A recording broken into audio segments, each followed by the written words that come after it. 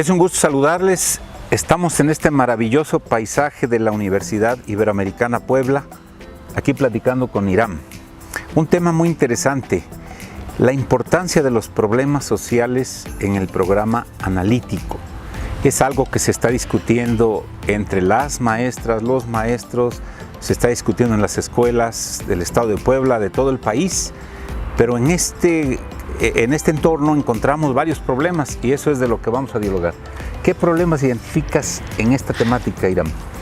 Híjole, creo que el primer problema que estamos experimentando el maestro de a pie es el percibirse en situación. Es decir, el problema de construir desde la lógica de problemas exige, por un lado, comprender lo que implica diseñar desde este marco, pero por el otro, percibirse él mismo en la situación de diseñar problemas que le haga sentido esta tarea. Es decir, porque históricamente creo que el profesor habitualmente diseña la lógica del contenido. Claro. Piensa en un tema, piensa cómo dar el tema y lo hacen muy bien. Pero si creemos que lo valioso hoy en día es vincular a la escuela con la comunidad, ¿no? O que la escuela al ser parte de la comunidad, el papel y la tarea que juega la escuela es transformar la realidad social, el punto de equilibrio necesariamente son los problemas, ¿no? Entonces, muy bien, darse cuenta de eso es valioso, es importante, pero la pregunta es cómo, ¿no? Entonces, claro, para mí, yo lo que creo es que el profesor requiere tener criterios, requiere tener elementos que le permitan comprender el problema. Claro. ¿Qué piensas tú de eso? Mira, yo abundaría un poquitito más en el problema. Okay. Me parece que todavía pervive una tradición de estar centrados en el contenido, de estar centrados en el tema. Okay. Y por lo tanto se convierte en una práctica habitual llegar a un salón de clases y decir, el tema que vamos a ver es la célula. Y esto es lo que enseño. Pero hoy la nueva escuela mexicana dice, hoy tenemos que hacer un viraje, es decir, hay un cambio de lógica. Porque cuando está centrado la práctica educativa solo en el contenido, puede ser que no genere, que no despierte un interés. Muchos aprendientes llegan con dificultades a la escuela y no encuentran algo atractivo, no encuentran algo que les despierte la curiosidad. ¿Y qué es esto que les puede despertar la curiosidad, el interés? Desde mi perspectiva, es las situaciones, los problemas que viven en su mundo vital, en su mundo cotidiano. Por eso a estos diálogos les hemos denominado diálogos cotidianos por la educación. Y fíjate que me pones a pensar, porque precisamente el punto clave es que el nivel de involucramiento de una persona ante una situación depende de la cercanía. Es decir, claro, no es lo mismo saber que está pasando algo a alguien más que algo que le está pasando a alguien cercano a mí. Exacto. O que me está pasando a mí. Es decir, en la medida en que los problemas están más cercanos a la persona, en este caso a la persona que aprende, empiezan a cobrar una relevancia para la propia persona. Es decir, involucrarte en la situación, exacto, es decir, entenderte en el problema. Sí. Va más allá de saber un tema.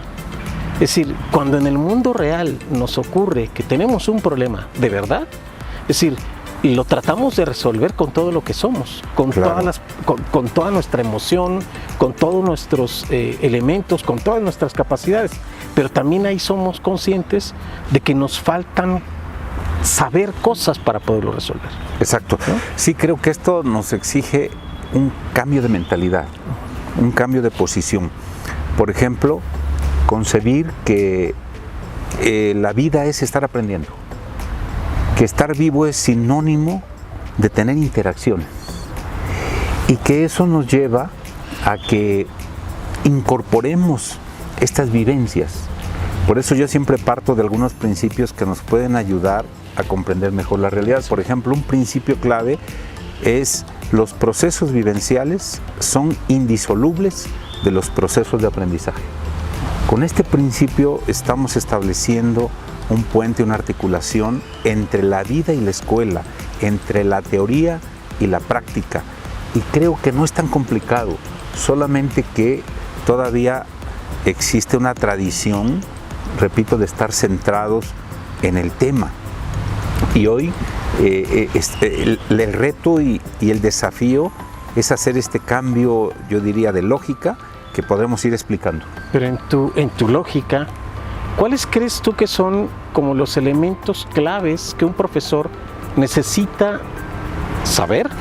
Es decir, integrar nuevos saberes para abordar esta forma de proceso educativo, claro, para asumirse de esta manera. Fíjate que hay un pensamiento o un principio o criterio que yo le llamo hologramático, que significa, todos conocemos un holograma, y el holograma está hecho por muchas partecitas, pero cada partecita tiene el contenido de todo el holograma. El otro ejemplo sería una célula del cuerpo humano o de una planta. Cada célula en su ADN tiene el contenido genético de todo el cuerpo, de toda la especie, diríamos.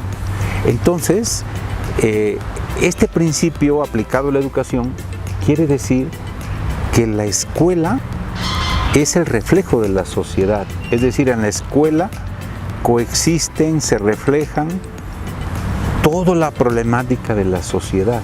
Entonces, verlo de esa manera, y además la nueva escuela mexicana, al concebir a la escuela como un centro de aprendizaje comunitario donde se articulan saberes, se articulan valores, se articulan perspectivas, se articulan problemas.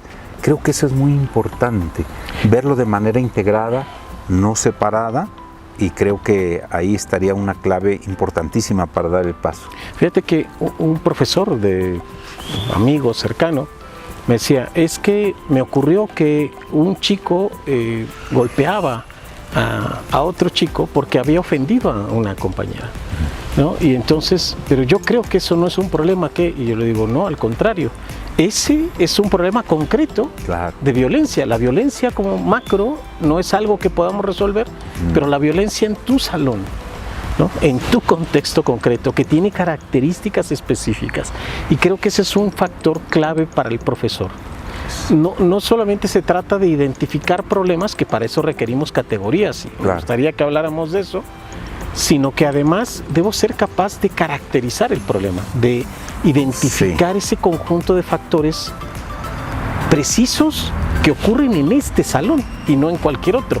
Es decir, no es la violencia por la violencia, sino es estos elementos que se presentan aquí, exacto, en este salón. Tienes toda la razón, Tienes toda la razón, y me parece que lo que estamos dilucidando es que hay una manera de entrarle al abordaje de los problemas sociales, y es una forma inductiva. Okay. Por inductiva entendemos lo más cercano, el entorno más próximo, el mundo vital, el mundo cotidiano del aprendiente, porque eso de la vida diaria es lo que le es significativo, a lo que se enfrenta, a lo que vive, a lo que se pregunta. Ese sería el punto de partida. Y recuerdo que en una de las sesiones del diplomado, tú de forma muy creativa tomaste una poesía, ahorita me recuerdas cómo se llama, y a partir de la poesía, que fue muy creativo, hicimos el enlace con los problemas. También los objetivos del desarrollo sostenible fueron confrontados con la realidad. Es decir, estamos hablando de categorías. Categorías racionales como esto que acabo de mencionar, categorías del arte como la poesía, porque hay que buscar cómo hacer atractivo el aprendizaje, cómo apasionar a quienes aprenden, porque a veces se nos olvida que esa es una tarea importante. Y otra categoría, indudablemente, que son los ejes articuladores. Entonces, un primer aspecto que hay que recalcar es que para hacer la lectura de la realidad que exige la nueva escuela mexicana o que nos invita, tiene que ver con categorías.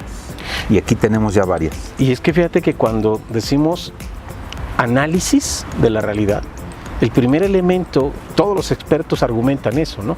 Que para poder hacer análisis de la realidad hay que partir de categorías de análisis. Sí. Y entonces es puntual en identificar que, por un lado, tiene que ver con los objetivos de desarrollo. Por otro lado, tiene que ver con el papel que, y lo dices en un modo que creo que hay que profundizar, el eje articulador, yo me lo imagino en dos polos, articula la realidad social con la didáctica.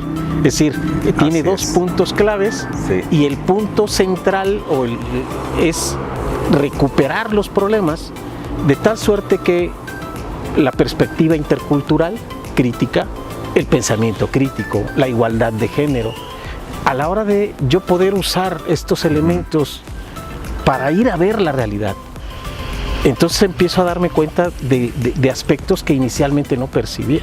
Así es. Entonces el profesor requiere de incorporar nuevos saberes para poder regresar a la realidad, a observarla desde estas lupas, ¿no? Que le permitan detectar los problemas con más rigor, ¿no? Sí, has dado en el clavo. Se requieren herramientas teóricas y herramientas prácticas. Eso es. Estas herramientas teóricas tienen que ver con las categorías. Y es probable que los maestros, algunos ya cayeron en cuenta, pero otros todavía no, de que los ejes articuladores son categorías para escudriñar la realidad, para darnos cuenta en dónde existen situaciones que afectan a las personas, en dónde existen situaciones que limitan la formación integral, en dónde existen situaciones que vulneran la dignidad de las personas y que por lo tanto no les permite ser mejores seres humanos. Por lo tanto, esos son problemas que hay que atender. Claro. Y creo que esa primer forma de comprender la lectura de la realidad, que creo que es algo valiosísimo, un rasgo que tiene la nueva escuela mexicana, pues ya estamos avanzando, como en un paso intermedio. Y yo sé que tú tienes mucha experiencia en la didáctica, en cómo aterrizarlo ya, porque yo sí he observado que las maestras y los maestros tienen dificultad en estos tres elementos del programa analítico. La lectura de la realidad es lo que estamos hablando. Luego, la incorporación, la contextualización, la integración curricular, y por último el codiseño. Claro. Entonces, creo que la parte didáctica es clave, porque por un lado hay que tener herramientas teóricas, pero por otro lado herramientas prácticas. Pero lo que hace a un maestro es el arte de diseñar, la planeación didáctica. Fíjate que precisamente era el punto en donde estaba construyendo la idea en la cabeza ahorita, porque el problema tiene que servir como el recurso didáctico con el que voy a construir todo el proceso, ¿no? El problema de la realidad es clave en todo el diseño. Sí. En primera instancia, como esto que quiero transformar, como tú dices, ¿no? Es decir, detecto un problema y a partir de ahí asumo que el trabajo educativo debe servir para transformar esa realidad. Lo primero que habría que valorar es la pertinencia del abordaje, el papel que juega el contexto. Es decir, hay contextos que te permiten o no incidir, abordar, trabajar en esta realidad, y hay contextos que no te van a dar esa oportunidad. Sí. Claro. Y bueno, hablaremos otro día del papel que juega el texto y el contexto en la construcción, pero construyendo desde la lógica totalmente didáctica. O sea, vayamos por un ejemplo, ¿no? Un problema cotidiano para las maestras de preescolar es que el niño de preescolar se integre. Es decir, llega a un nuevo mundo, que es la escuela, y que sea capaz de integrarse en el salón. Es decir, antes el mundo giraba alrededor de él, ¿no? Y entonces ahora con otros niños, y todas las maestras de preescolar, en primero, en segundo y en tercero de preescolar, tienen ese problema. Es decir, y lo viven de manera distinta en primero, cuando son todos, y en segundo, cuando llegan algunos otros niños. Pero ese es un problema real que nunca ha sido abordado por una maestra de manera formal, digámoslo así. Lo hacen en su trabajo cotidiano, despliegan un conjunto de recursos para resolver este problema que está experimentando la persona.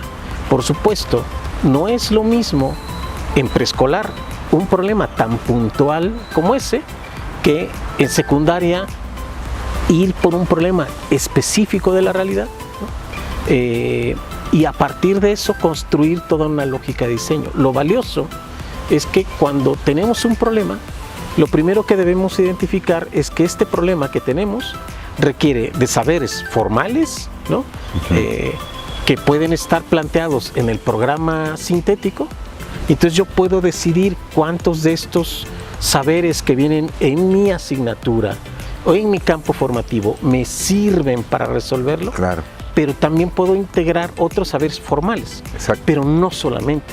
Es decir, cuando tú experimentas un problema, no solamente te vales de conocimiento disciplinar. Claro. Hay otros saberes, por ejemplo, el conocimiento condicional, la voluntad, el compromiso, la dedicación, el trabajo en equipo. Y si lo que realmente buscamos es ayudar, acompañar a la persona, al estudiante, al aprendiente, a resolver problemas, el saber disciplinar no es suficiente. Requerimos de otros saberes.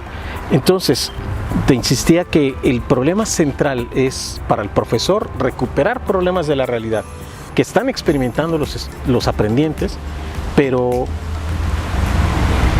el papel que juega en el diseño, el problema es central, porque identifico saberes disciplinares, identifico conocimientos diversos, conocimiento endógeno, es decir, hay formas que la gente de manera cotidiana utiliza para resolver problemas, y eso hay que traerlo al salón. Es decir, es valioso recuperar otras formas de resolver problemas que no es necesariamente el conocimiento formal, pero también hay otro tipo de conocimiento, decíamos, como la voluntad, el compromiso, que hay que traerlo al aula si lo que buscamos es que la persona realmente aprenda a resolver problemas. Entonces, el papel que juega las cosmovisiones distintas a las nuestras, que es otro factor que debemos recuperar en términos de si queremos hacer más justa la educación. Claro. Es decir, creo que ese es un factor clave, ¿no? En términos de justicia epistémica, de recuperar los saberes de otras formas de saber. Entonces, eso es lo valioso, pero entonces a partir de ahí hay todo un conjunto de metodologías que creo que las hemos visto en los documentos oficiales de manera muy superficial. Claro. Para la construcción por parte del profesor, de manera que les permita ir más allá de diseñar desde la lógica tradicional del contenido. Sí, ¿no? Sí, me parece que aquí hay un cambio de lógica, de ya no partir del contenido, sino partir del problema. Hay un cambio de una lógica de acción a una lógica de contenidos. Entonces, si yo identifico problemas, movilizo mis saberes, busco otros saberes, y el concebir a la escuela como centro de aprendizaje comunitario quiere decir que ahí hay una confluencia de saberes, una ecología de saberes, una diversidad de saberes que han sido despreciados, han sido excluidos, han sido invisibilizados, y por eso hoy la concepción de saberes es mucho más amplia. No solo el conocimiento científico, sino también el conocimiento popular, la sabiduría popular, que los pueblos originarios tienen bastante. Ahora, por otro lado, creo que es clave comprender que existen diferentes campos de la realidad. Eso es importante. Por ejemplo, tenemos el campo de la escuela, el campo de la comunidad, el campo de la región, el campo del país, el campo del planeta. Pero aunque son campos con códigos diferentes, pero existen elementos comunes, donde las categorías me ayudan a observar la problemática existente. Ahora bien, en la escuela es importantísimo lo que tú decías, hay que identificar los problemas de los alumnos, las características de los alumnos, las dificultades en el proceso de aprendizaje. Eso es fundamental, los problemas de los maestros. Por ejemplo, creemos que ya acabó la pandemia, pero todavía existen un conjunto de secuelas, como la que decías, un niño de preescolar que le tocó hacer el primero totalmente a distancia, sin haber conocido escuela, maestra y compañeros. Claro, sí. Ahorita existen repercusiones, un conjunto de depresiones que viven los alumnos derivado todavía de la pandemia. Por eso es que el COVID-19 se convierte en una gran beta de problemas que había que identificar. Pero la clave es identificar problemas. Claro. Y a partir de ahí, cómo los integro con los contenidos, el plan sintético, y luego cómo lo diseño. Creo que eso es muy interesante porque es un rasgo distintivo de la nueva escuela mexicana poner un gran énfasis en esta articulación. Y fíjate que, das pie a otro punto que creo que hay que abrir espacio para la discusión o para dialogar sobre eso. Es que hay que asumir que cuando hablamos del primer plano, ¿no? Del análisis de la realidad o el análisis socioeducativo, implica asumir que hay 4 grandes elementos o al menos 3 sustantivos, ¿no? Claro. La realidad social, que te va a dar los problemas que buscamos resolver, la realidad de lo que pasa en el aula, que es como lo netamente psicoeducativo, ¿no? Es decir, el nivel de autoeficacia, de compromiso, de voluntad, de trabajo autónomo de los estudiantes, en fin. Y por otro lado, el problema que el profesor experimenta en su práctica y que buscamos propuestas de mejora para, ¿no? Es decir, entonces tenemos que ser sensibles a identificar que cuando hablamos de problemas tenemos 3 grandes categorías, pero lo importante es para qué lo uso. Claro. El problema de la realidad lo ocupamos para hacer todo el abordaje didáctico, ¿no? Toda la construcción metodológica desde cualquiera de las metodologías. Pero los problemas que identifico en el contexto educativo, es decir, los alumnos están poco motivados, se perciben a sí mismos como poco autoeficaces. ¿Eso qué implicaciones tiene en términos de mi diseño? Es decir, ¿qué tipo de proceso debo ejecutar? Entonces también tiene una implicación concreta. Si no se trata de hacer un diagnóstico y guardarlo, se trata de hacer un diagnóstico y construir con él una ruta en donde se perciba cómo estoy anclado en este nivel de problema, construyendo. Y el tercero tiene que ver con ser consciente que pues puedo mejorar mi propia práctica.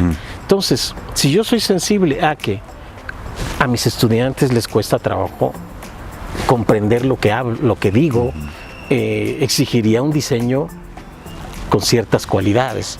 Si a los chicos les está costando trabajo el nivel de lectura, ¿no? Exigiría un abordaje específico, pero tienen que ver con lo que yo hago. Claro. No es con la dificultad que históricamente le he atribuido al estudiante. La barrera está en lo que yo no estoy diseñando bien, ¿no? Entonces, por ahí creo que también tenemos como una tarea pendiente en términos de que el profesor sea capaz de identificar, no en el otro, sino en su propio ser, lo que puede mejorar para que el proceso educativo cumpla la tarea. Perfecto. ¿No? Pues, ¿qué te parece si vamos cerrando en este primer diálogo cotidiano por la educación? Así le hemos denominado, vamos a hacer varios, porque creemos que discutir ideas siempre ayuda. ¿Qué te parece si cerramos de 3 a 5 ideas claves con las que tú quieras cerrar? Ok. Bueno, la primera para mí es que debemos identificar puntualmente que hay tipos de problemas, ¿no?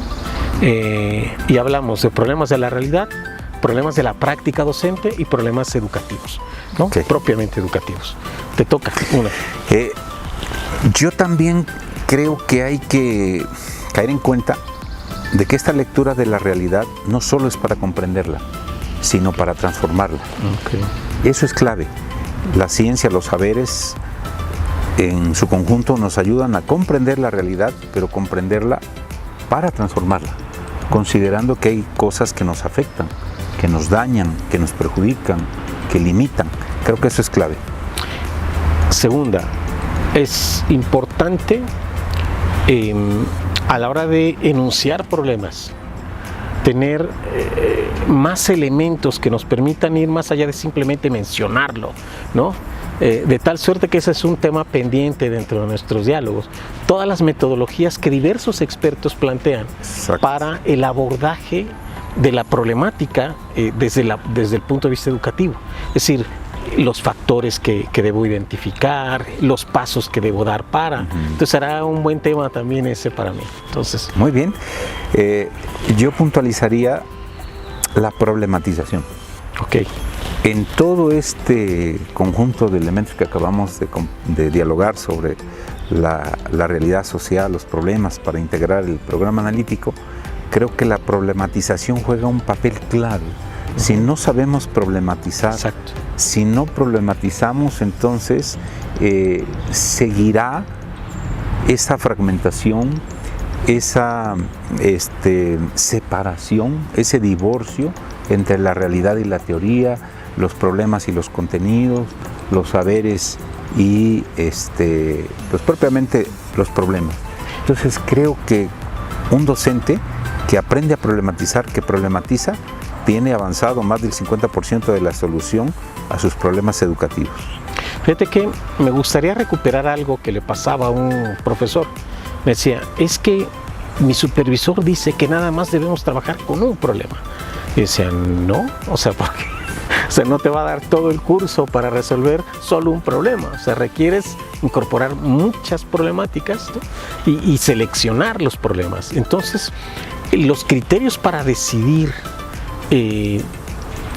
con qué problema empiezas, con qué problema terminas, cuáles van a ser los más importantes, etcétera, nos da para otro momento de discusión, de otra sesión. Sí, claro. De otro diálogo nuestro, ¿no? Y compartir pues esta idea que yo creo que el maestro se está enfrentando a elementos muy puntuales de, ¿qué problema selecciono basado en qué, ¿no? Sí. Entonces yo creo que por ahí tenemos que trabajarlo. ¿Sí? Muy bien. Y yo cerraría con el cambio de lógica. Un cambio de lógica donde ya no partir del tema. Que el punto de partida no sea el tema, sino el punto de partida sea el problema. Claro. El punto de partida sea el desafío que encuentro y que lo quiero transformar.